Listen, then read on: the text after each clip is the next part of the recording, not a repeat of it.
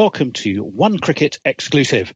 Today I'm joined by an opening batsman with very nearly 12,500 first-class runs, 27 hundreds, and a test career that's included 550s so far.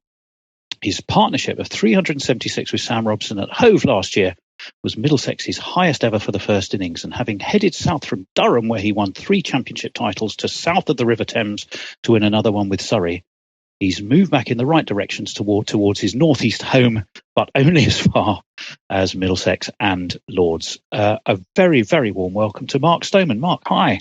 Thank you very much. It's a nice, warm introduction you've made there, which that's very welcome. Thank you. Well, I want to make our guests feel welcome. Now, I'm going to start you off because I spoke to Sam yesterday. So I'm going to ask you the same question. This isn't a quiz, don't worry, but I'm just going to...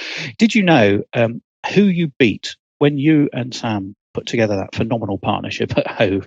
Do you know who you leapfrogged to in the over? Who? Yeah, thankfully, I was reminded in some pre-season questions. Right. It had slipped my mind, but we did a bit of content gathering in pre-season. So I believe it was Mike Gatton and Justin Langer. It was for Middlesex. It absolutely was. You're absolutely right. 372, I think, was that previous record. In the all-time league, this is the one that really interests me. In the all-time league, I think it puts you about 12th or 13th, but you leapt over Bill Ponsford and Bill Woodford. You did it at who got 375 at the MCG in 1926 and 27. There you go. Pretty impressive stuff. Now, there have been some high championships in the score, some high scores generally in the championship this year. Are you sensing that the balance is perhaps being redressed a little bit in the batsman's favour? Probably overdue at Lords, some might argue. I think there's no doubt there's been a lot of work put in by ground staff around the country to try and establish a bit more balance in the contest between bat and ball, especially early on in the season. I think there's been a big difference in the balls so far this year as well. I think we've seen a numerous amount of balls going out of shape and being changed, unfortunately. So I think it's a bit of a combination of the two, of a bit of extra prep going into the pitches and making them a bit more even come day 1 and 2, which are then developing into good contests as the games go on. Although there's been a few high scoring draws, but there's been a lot of good competitive cricket all the way through as well in both divisions.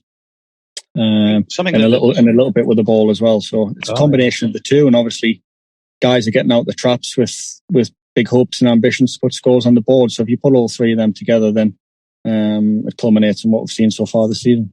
Something that the chairman of Dukes has denied, by the way, whilst everyone watching kind of wonders if they're trying to turn the Dukes into a kookaburra. It's fine for him to deny it, but I don't want to start a war with Dukes. No, don't do that. Yeah. The balls have definitely got softer a lot earlier this year. The quarter seams have opened up, and I think that's made life a bit tougher for the bowlers, but I don't think it'll do them any harm if they work a bit harder and hone their skills, and the general standard of the cricket goes up as a result. So, everyone's happy. Everyone's a winner. Indeed. Well, let me just find out a little bit about you, if I can. I know you were born in Newcastle. Can you tell me a little bit about what led you towards cricket? From as long back as I can remember, I was dragging a little plastic bat and ball around, following my dad everywhere as he was playing for numerous teams around the northeast. At the time, as he did as a local pro, and my granddad was an umpire. He played quite a bit, and so as far as I remember, he was always umpiring. Used to go along and see him on an evening if he was umpiring the 2020 Cup ties, of which there were numerous in the northeast growing up. He'd be umpiring 2-3 nights a week, then on the weekend, and I'd be following my dad to games on the weekend too. So I was just throughout the summer I was always at the cricket and winter nets as well. Fantastic. Well, you had a fantastic spell at Durham. Was it hard to leave after so long there? Yeah, it was one of those where everything ended up at that sort of point where I had to make that decision to leave. I'd never thought of playing anywhere else. Coming up through the age groups in the academy there, through the second team into the first team, and obviously leading the team. And those really special years of 2013, winning the championship, and then captaining the team in 2014. At that point, I thought this is me for life. And as it came about the 2016 season, it came around time for contract negotiation, and what came through, unfortunately, wasn't to my liking, and things seemed a little bit off, if you like. It was a tough time for Durham, wasn't it? I mean, they were going through a difficult period, shall we say?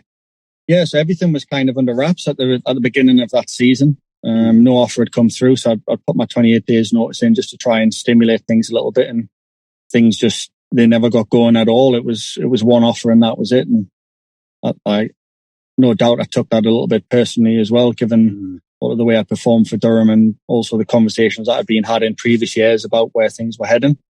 And at that point, I felt if that's how I was being treated as an individual, then the future was looking great, and I still had ambitions to play for England on the back of the runs I'd been scoring. So it was now or never, really. From that point of view, I was either going to suck it up and deal with my lot there, or chase that new adventure and see where it could take me. Well, it took you to Surrey, where you again piled on plenty of runs, but then it was the short move to Middlesex. How did that come about? Because I think it was a loan initially, wasn't it, that you were on with? Yeah, well, the loan came about on the back of the fact that I'd then agreed terms with Middlesex. So both clubs, Middlesex obviously keen to get me to finish the season. Speaking with Alex Stewart, he was happy for me to move on, knowing that I wasn't going to be there the following year and that I'd be playing cricket, and he would have someone in his team that was going to be part of the future of Surrey. So it worked well for all parties in that regard. Couldn't thank him and Surrey enough for my time there, 5 seasons. It was I had the time of my life, and also had some of the most important support I could have needed during some other difficult times in my personal life as well. So that was an amazing period of my life. But again, as my family was growing, I had a 1-year offer from Surrey and a 3-year offer from Middlesex, and putting it all together in terms of where Surrey were looking to head, where Middlesex were at in their planning, and how that all tied in for me with another baby on the way. The timing seemed right, and so far so good. I'm really enjoying it. Well, I'm delighted you are. Who probably would you say has been the biggest influence on your career as you've kind of progressed through age groups and to where you are now? I think without doubt the influence of my dad, and just that support network, and actually being able to put the hours in as a young player off the back of him finishing work early, taking me to games, taking me to practice. You can't really put a price on how important that is to have the access to the training and all that kind of stuff. And then I think Jeff Cook, who was running the academy at Durham, he was just an incredible fountain of knowledge, and I think all the players that came through that system, he just had such people skills to know when the carrot or the stick was required to get the best out of people, and that's such a key thing, I think, in developing young players. And he seemed to have it down to a T in that production line that came through Durham for the early 2000s. That was phenomenal. And then guys I played with, the likes of Michael Divinito and Dale Benkenstein as a young professional, just seeing how they went about their business, not just in training and preparing for games, but when they're out on the field, and the ability to get into a contest and scrap and fight where required, and then also dominate when things were in their favour, with two real leaders and people I really looked up to when I began. Michael was at Surrey, wasn't he, as well? He was, yeah. Strong influence in getting down there when he was head coach. Yeah. Well, you got four championships, I think, selected for England. What would you say so far is the highlight for you? You can have more than one. Yeah, I think definitely playing for England, because that's the schoolboy dream. I remember having England versus, I don't know, I've got a vivid memory of England versus Sri Lanka, watching them on the TV at home as a young lad. Sanath Jayasuriya, their left-handed opening bat, cutting putting the ball away for 4.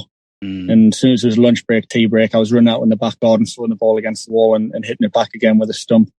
And that was just an absolute dream come true. And I guess the 2014 one-day final, captaining Durham, that was such a special thing. And the way that season panned out as well, I remember we'd lost some of the early group games. Looked like we were gone for all money. Needed to win every game from that point just to qualify, let alone get through to the final. And I had, it sounds, it's a bit Martin Luther King. Martin. I had a dream. And I woke up one morning. I woke up from a dream. I turned over to my wife and I said, we're going to win the one-day cup. And she's like, right, okay. I said, no, I've just dreamt it. I said, I've had the vision. I can see myself on the physio table singing the team song in the dressing room, home dressing room at Lord's. And it came true. And that was a really, really special thing. And we were outnumbered in the crowd. We weren't really, I don't think we were really given any hope by a lot of sort of the press or anyone with anything to say in English cricket. And the crowd was outnumbered. But by the end, the Warwickshire cheers were drowned out, and there was some very happy Durham fans at Lord's that night. So that was fantastic. Do you think, I mean, even if I close my eyes and think of you batting, I see you in white. Do you think, I mean, but clearly you've just cited as a major career highlight, one day performance. Do you think you probably deserve more recognition than perhaps people see you as a red ball player, and maybe that's not quite fair? I think everyone can sort of have the opinion that they're entitled to in a way, I certainly enjoy my white ball cricket. 2020, I haven't played that much of it, especially since I left Durham and went to Surrey, and it never quite went to plan when I did get the opportunities, which was frustrating. But 50 over cricket, I've got a decent record and I really enjoy it. And I think it's the perfect balance of the game for me in terms of building an innings, being attacking, picking the tactical options. And I just think it's a fantastic format for everyone involved in terms of the games inside a game, if you like, in the different periods of power plays, middle overs, death overs. But yeah, like I said, I'm happy with where I am. I think that's one of the biggest things I've been able to fall back on in the last couple of years is if I can put my head on the pillow at night, knowing that I've given it my best and done what I needed to do, then other people's opinions, not that they don't count because they matter to them, but they're not going to keep me awake worrying about it, that's for sure. Well, that's a good lesson for life, not just cricket, I reckon. Absolutely. What would you say has been your toughest time? Without doubt, sort of, it kind of came as a combination, really. I think coming back from the winter tours of Australia and New Zealand, they were tough. Presented a lot of challenges. Came back to start the season there, and in hindsight, when given the opportunity whether to go straight back into the season or to take a couple of weeks off and gear up again, that would be my choice now. But at the time, I thought the right thing to do was get back and play with Surrey. I had a tough start of the season, and obviously 2 low scores against Pakistan, and Ed Smith decided it was time to look elsewhere. So that was pretty tough, as I felt that actually that preparation week and going into that game I was starting to get my head around Test cricket. That was the thing I found hard in terms of everything that goes with it, from county cricket week in, week out. You get on the treadmill, you're scoring runs, you just get in a state of flow and you're playing. Everything that comes with Test cricket is completely different. The pace of play, the intensity, the media, the speculation, all those kind of things. And I felt like I was starting to get used to that, and then bang, it was gone. And then a month, 6 weeks later after that, we had my wife was pregnant. I had the 20-week scan and found out that my son had quite a serious congenital heart defect. So that was kind of a double whammy, where then I was sort of questioning, like, what is it all about? Cricket had gone from being everything in my life to suddenly thing that had sort of brought some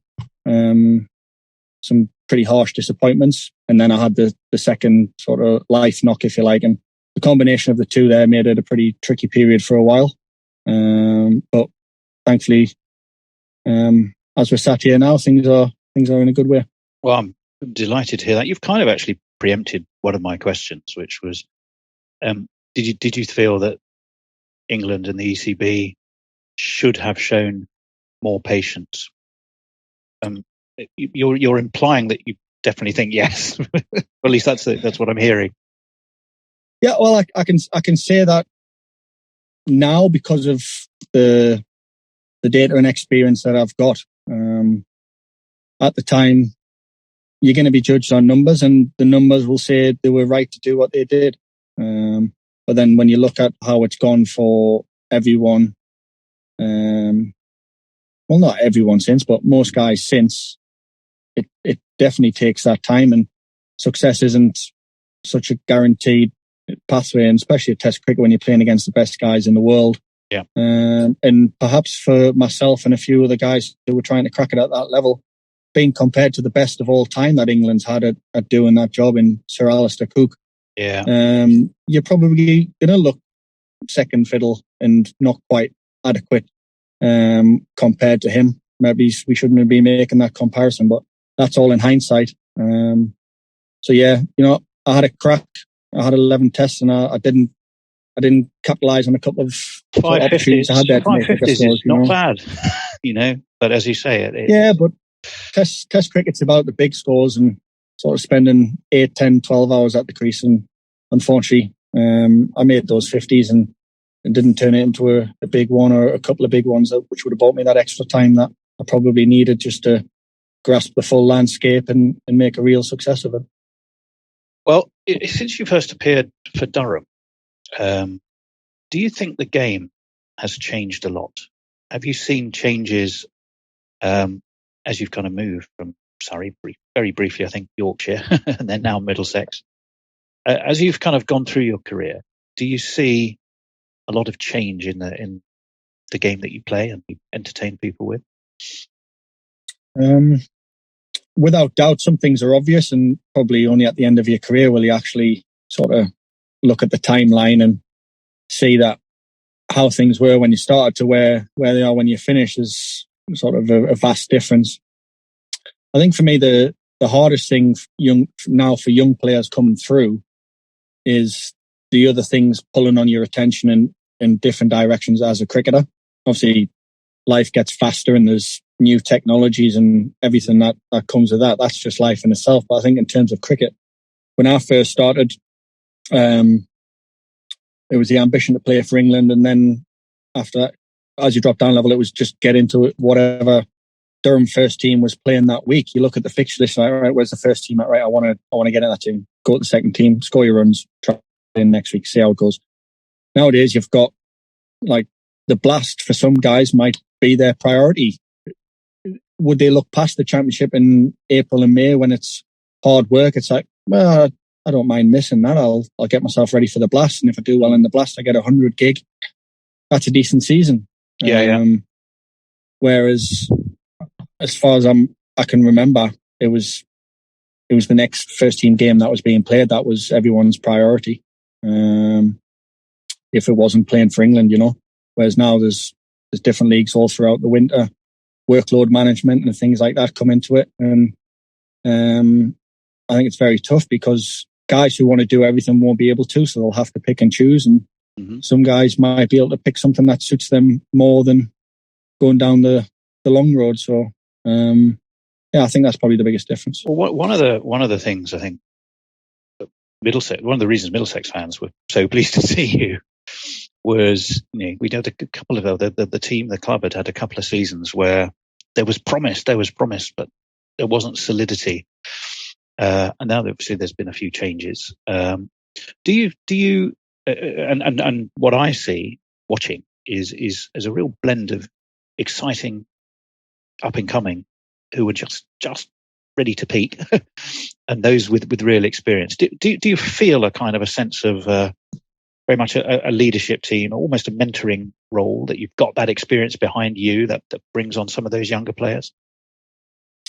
Yeah, absolutely. And certainly in the initial conversations that we had about joining the club, it was very much in that we had some very talented, good quality young players, but they certainly weren't battle hardened, if you like. And it is a long season, and over the course of 4 days, everything can ebb and flow. And when you don't have that experience and data set behind you of currently what situation are we in the game that is required now, opportunities are missed, and that has a big impact on results.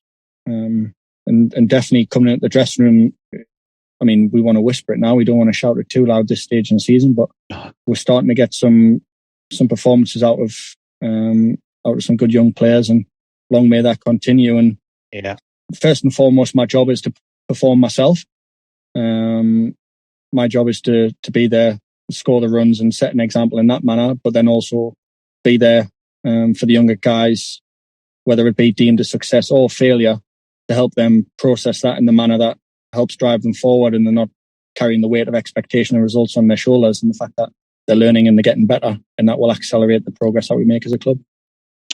Who would you say have been your toughest opponents over the years?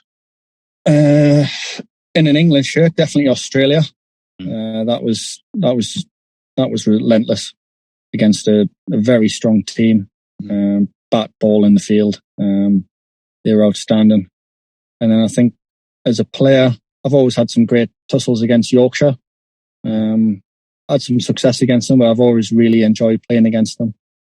It was the local rivals as a Durham lad growing up, and always seemed to bring the best out of me. Fantastic competitors. A lot of pride in the badge that they wear.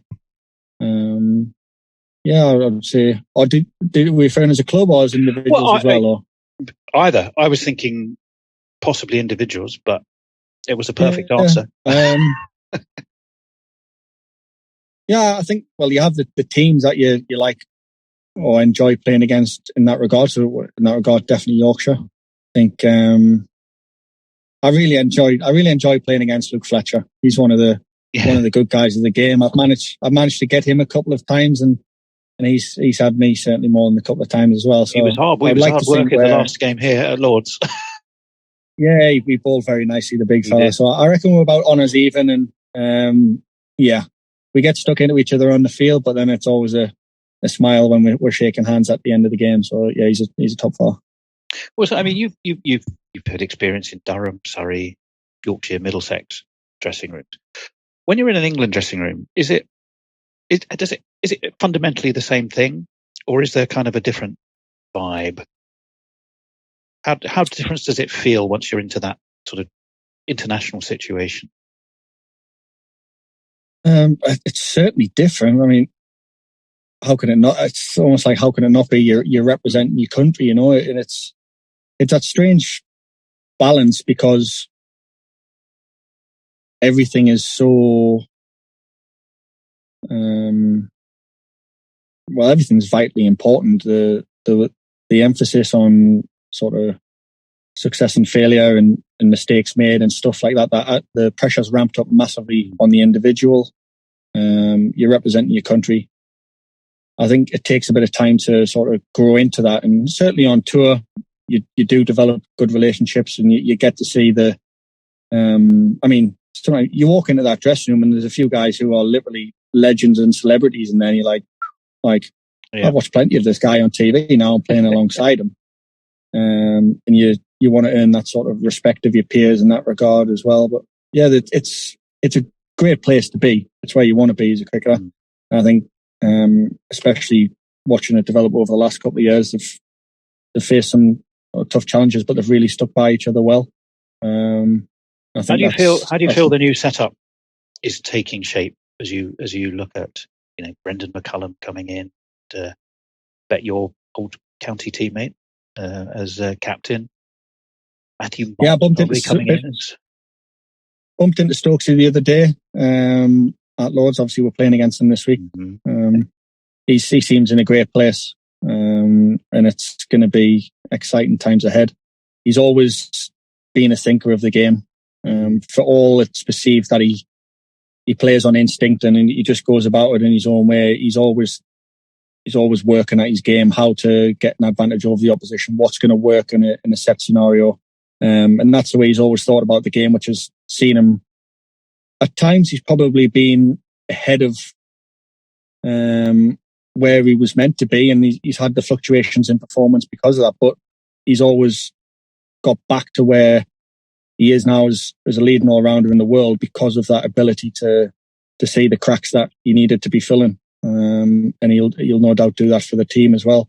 You can't sort of go past what Joe's done as a leader, having a record wins and stuff like that, and certainly through periods of sort of ultra scrutiny. Then the COVID couple of years where it was very testing for all involved to be in bubbles and stuff like that. But it's like you say, it's a new era. Some fantastic players in there. It might take time, so I think that they deserve a little bit of leeway. And then ultimately, it is playing for your country, which is performance driven. So fingers crossed, all goes well for Stokesy and the lads. Well, absolutely. Now, Middlesex fans can get tense sometimes. I know as a watcher, I almost feel like I'm facing every ball. How do you stay focused when you're in the middle? Is there something? Do you have routines or techniques or ways to kind of keep that focus sort of relentlessly on the next ball to face? Well, it only lasted 2 balls the other day, and I played. Well, I wasn't going to mention that one particularly. Maybe that's not the best example. You've had a ton this season. Don't forget as well. Yeah. One thing I've kind of learned over my career is batting with Kumar Sangakkara at Surrey. He was phenomenal. And a snippet he shared one day is sort of don't fight the day, in the sense that you go to bed one night feeling a certain way and you wake up in the morning and be completely different. So what's worked for you on one day, it could be completely useless the next, in terms of mindset, if you like. Yeah. So try and stay flexible and in tune with where I am on the day. And that, I find, helps me be the most present for that day. So if one day the driver is to be energetic and busy, maybe it's a touch aggressive, and that's what that day is about, by all means go with it. If the next day you're going to say over my dead body and set your stall out, and that's in tune with everything, then go with it. But if you're trying to be aggressive on the day that you feel like digging in for 250 balls, you fight your own instincts before you even try and watch your ball, and concentration goes out the window. So it's really interesting. It's all a balancing act. Yeah, because you're saying that's fascinating, because you're saying it's about the context of the game dictates the approach, which in turn sort of sets the mindset. Some people might go, well, I have this routine, and I walk away to square leg, or I think about golf or so. Whereas you've actually put it really interestingly into the context that the game is in. Yeah. Which I think is kind of really interesting. What do you do? Yeah. What keeps you entertained? I mean, young children, but what keeps you entertained? You do for fun when you're not playing cricket? I'm big into my podcast, so I try and learn as much as I can from sort of other experts in their fields and stuff like that, and little snippets that you might pick up. Squeeze a game of golf in. Can you give it a mention now, so we know where to look for the podcast?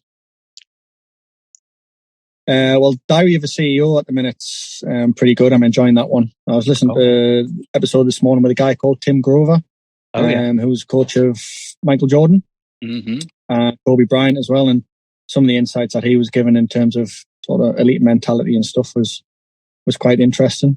And again, with a young family now, it's not as easy, but I love getting out fishing when and where I can. That's a bit of time in nature and just switching off and falling into the rhythms of fly fishing is a great way to unwind for a couple of hours if I can manage to get away. Maybe there's a series there, Reeves, Mortimer and Stoneman. Yeah. That would be worth it. I'd tune in to watch that, I guarantee it. Tag me on the end. Okay. Stoneman, Mortimer and Reeves. Let's do it that way then. That's probably fair. Yeah, that's the bit that I think. Well, okay. So look, it's Durham next. I mean, kind of an obvious question. This must be a fixture that holds some special significance for you, doesn't it? Oh, without doubt, it was the first one I was looking for. When and where do we get the D's, and especially with Scotty back now there as skipper. Massive game. And obviously, when you look at the way the squads are put together and stuff, they're going to be there challenging for promotion come the end of the season. So not just on a personal note, but as a team and club note, we want to be at the top of the league come September. And obviously every game's massive, but this just carries an extra little bit of weight for me personally, with a history and a few mates involved as well. So I've not seen the teams yet. I don't know if Durham have announced their squad. Are we likely to see Ben Stokes and Matthew Potts, do we think? I think they're named in the squad. As far as I'm aware, Ben was practicing today. There was a bit of talk about maybe Potts might not be playing, given that he's played all the games so far and loads and all that stuff going into the test squad. But who knows? It'll be good contest either way, and they've got a good squad there, so there'll be plenty of bowling backup to come in. Well, I will be looking forward to it. I'm watching. Everyone listening to this, I'm sure we'll have a weather eye on it. Mark Stoneman, it has been an absolute delight to chat to you. Thank you for making the time. I know you've had a day of sponsor meetings and training, and we kind of juggled it around. So, and you've ended up in your car to have the conversation. Yeah. So thank you so much for doing that. It's been an absolute delight, and of course, the absolute very best for tomorrow. Thank you very much. It's been my pleasure.